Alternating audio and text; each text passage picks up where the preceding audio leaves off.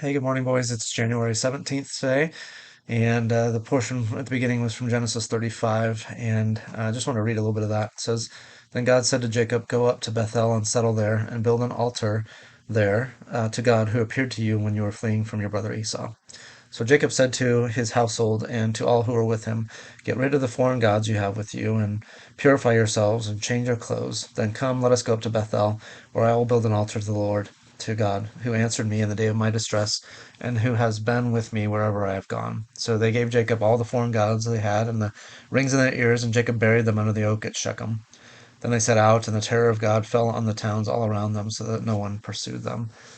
Just a thought came to my mind this morning on this that Bethel is a place that I've been to, and I know at least Caleb has been with me so far, and hopefully I get to take the rest of you guys sometime to that place too. I think it's a special spot.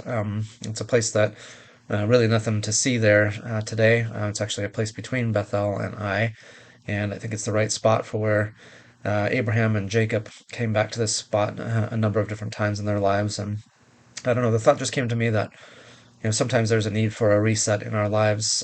Maybe we've kind of been wandering or drifting or not really concentrating on what's most important, and maybe it's just a time to sit down and say, you know what, I need to go back to a place and a time and reset my life, come back to understanding who the Lord is and walking closely with Him again. And sometimes it is just coming to a particular place and just deciding at that place that I'm going to renew my walk with the Lord from this place. And so I think this is an interesting example from Jacob here that he says, let's get rid of all of those things that are ungodly in our lives, and let's reset and go back to that place and start over again, kind of start from the beginning. And I don't know what you guys are dealing with in your lives at this moment, but maybe it's a time for you to think about resetting too, and just covenanting again that you're going to follow the Lord and what He's asked you to do.